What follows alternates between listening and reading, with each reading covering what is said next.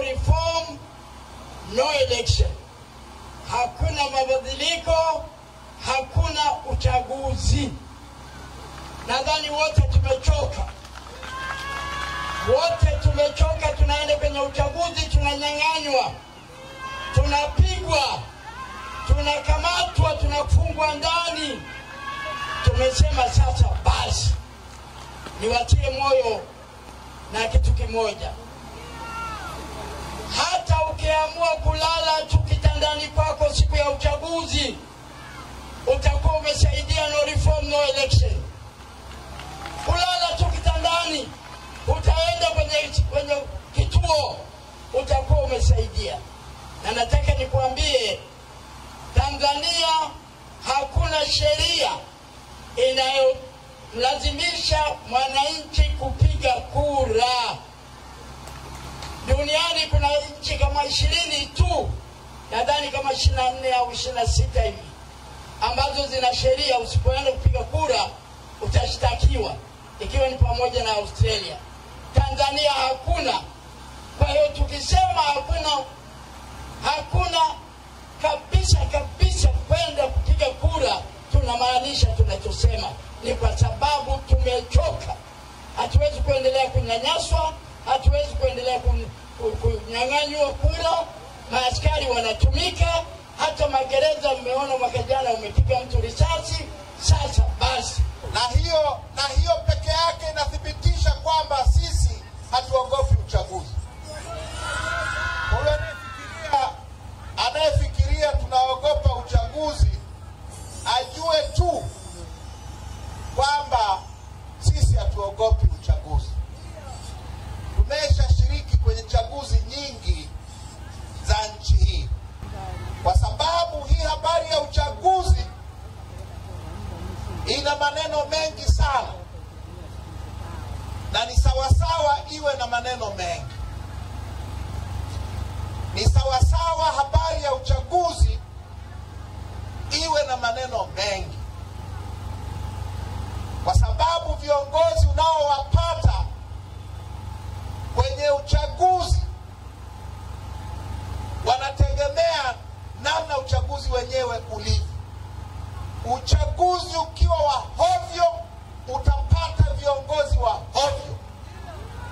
Na ukipata viongozi wa hovyo, mwananchi hakuna atakaye kutetea.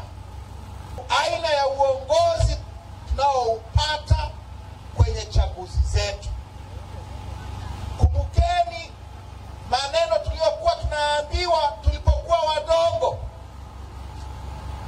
Sisi tuliokuwa wadogo miaka ya 70, tulikuwa tunaambiwa na Nyerere, ili tuendelee tunahitaji vitu vinne. Tunahitaji watu tunao, tunahitaji ardhi tunayo kubwa, tunahitaji siasa safi, tunahitaji uongozi bora. Hiyo ndio ilikuwa maneno ya miaka ya 70 ya Mwalimu. Hatujai kuwa na shida ya watu, hatujai kuwa na shida ya ardhi na rasilimali. Miaka yote tumekuwa na shida ya siasa safi na shida kubwa ya uongozi bora. Na hiyo inatokana na aina ya chaguzi zetu. Wanataka tuzungumze habari ya bila mabadiliko hakuna uchaguzi. Hatuna watetezi, hatuna mtu wa kututetea kwenye bunge, hatuna mtu wa kututetea kwenye halmashauri, kwenye baraza la madiwani, hakuna mtu wa kututetea kwenye mitaa. Hakuna. Tuko peke yetu. Na kama tuko peke yetu na Mungu wetu, maana yake ni kwamba tunaonewa kweli kweli. Wakulima wa mkoa huu wanaolima ufuta na wanaolima korosho wanakutana na kitu kinaitwa stakabadhi ghalani.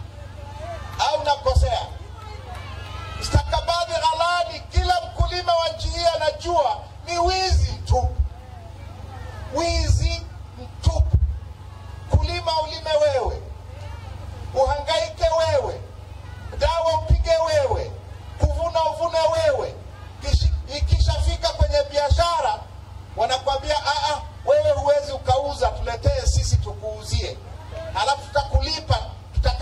inafaa.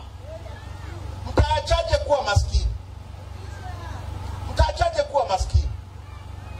Na ni kwa sababu hawa ambao wanapaswa wawasemee wameingia kwenye nafasi za uongozi bila kupingwa, wameingia kwa kura za uwizi, wameingia kwa uongo, wameingia kwa kuenguliwa wapinzani, wameingia kwa sababu mfumo wetu wa uchaguzi ni wa ovyo.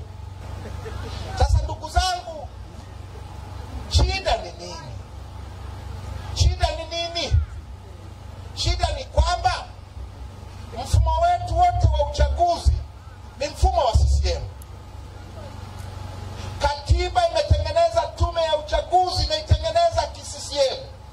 Inateuliwa na rais, rais ni mwenyekiti wa CCM, anateua ma-CCM wenzake.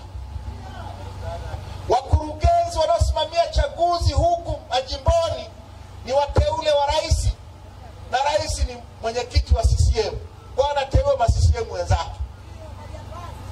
Ukienda chini kwenye kata, wanaosimamia uchaguzi wa diwani ni ma-CCM watupu. Kwenye uchaguzi wanaosimamia kwenye vituo huku vijijini na mitaani, walimu, manesi, watu gani, wote ma-CCM. Ndio maana kwenye uchaguzi sasa haiwezekani tena kushinda. Ndio maana hizi 0-0. Kwa tunapozungumza habari ya mabadiliko, tunazungumza habari ya kubadilisha huu mfumo wa ki-CCM kutoka juu mpaka chini na kuweka mfumo ambao ni huru. Tume ya uchaguzi iwe ya watu wasiomtegemea rais kwa maisha yao. Wasimamizi wa uchaguzi wa majimbo wanaotangaza wabunge wawe ni watu wasiomtegemea rais kwa maisha yao.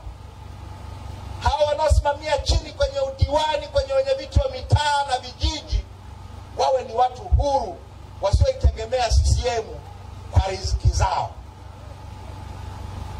Tunapozungumza mabadiliko ya mfumo, la kwanza ni hilo. La pili, ndugu zangu, tuna ugonjwa mkubwa kwenye chaguzi zetu wa kuengua wagombea wa upinzani, na hili mnalifahamu sana. Umekuwa sasa ni ugonjwa wa kudumu. Tulifikiria ni ugonjwa wa Magufuli, tukafikiri tutapata ahueni baada ya Magufuli kufa. Ugonjwa huo umeongezeka ukali, sasa ni ugonjwa sugu. Mmeyaona mwaka jana chini ya Samia. Ugonjwa wa kuengua wagombea wa upinzani, na wanaoenguliwa ni wapinzani tu. Katika historia ya chaguzi za vyama vingi vya nchi hii, hakuna mgombea mmoja wa CCM amewahi kuenguliwa. Hakuna. Sasa hiyo inatokana na nini? Inatokana na sheria ya uchaguzi kuwa ni sheria ya kuwekea mitego wagombea badala ya sheria ya kuwezesha uchaguzi. Ukikosea kwenye picha, sheria inasema ukiwa mgombea uweke picha ya aina fulani. Ukikosea hiyo picha, umekwenda na maji. Hivi picha haiwezi karekebishwa. Huwezi ukaambiwa kapige picha nyingine. Ukikosea jina, umekwenda na maji. Hivi huwezi ukakosea kama umeandika jina vibaya au jina la chama. Ukigonga muhuri vibaya, umekwenda na maji, wanakula kichwa. Hivi haiwezekani kuambiwa kapige muhuri sahihi. Haiwezekani. Na hii mitego ni mitego kwa ajili ya wapinzani. Mwaka jana hakuna aliyefanya makosa. Sio wengi waliofanya makosa, lakini walitengenezewa makosa na mkurugenzi na wakurugenzi nchi nzima na watu wao. Ndio maana wakaengua watu kwa maelfu. Sasa dawa ya ugonjwa wa kuengua wapinzani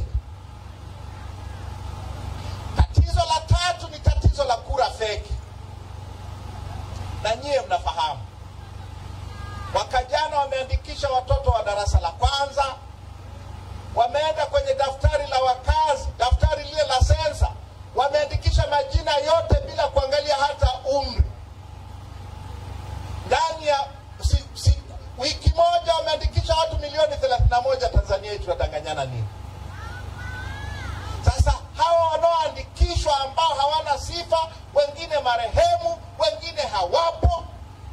Mnakuja kukutana nao siku ya uchaguzi. Siku ya uchaguzi kila polisi ana kibegi mgongoni, kila mwalimu ana kibegi mgongoni. Akija na baibu, amevaa baibu, ujue baibu ina mabegi kadhaa. Akiwa na kanzu, ujue hiyo kanzu ina mambo. Hivyo vibegi vimejaa kura feki, vimejaa kura za uongo. Halafu wanaondoa mawakala wa upinzani, wanajaza masanduku ya kura kwa kura feki. Mamilioni ya kura feki ili kuishindisha CCM. Tunahitaji daftari la kudumu la wapiga kura liandikishwe upya ili kuondoa mamilioni ya wapiga kura hewa ambao wameingizwa na tume ya uchaguzi kwa sasa. Na hilo litawezekana kama vyama vya siasa vinavyoshiriki uchaguzi na wagombea wao watakuwa na haki ya kwenda kuchunguza inakohifadhia tume na kuhifadhia majina ya wapiga kura wote inaoandikisha nchi nzima. Manake tume inatuwekea majina ukutani, inaacha kuweka mamilioni ya wapiga kura hewa ambayo imewatunza kwenye seva za makompyuta yao. Kwa lazima tuandikishe daftari la wapiga kura upya, na vyama vya siasa na wagombea wapate access kwenye hii inakotunzia hizo rekodi zake. La nne, na hili mnalifahamu sana, vurugu dhidi ya wapinzani wakati wa kampeni. Tunafanyiwa vurugu sana.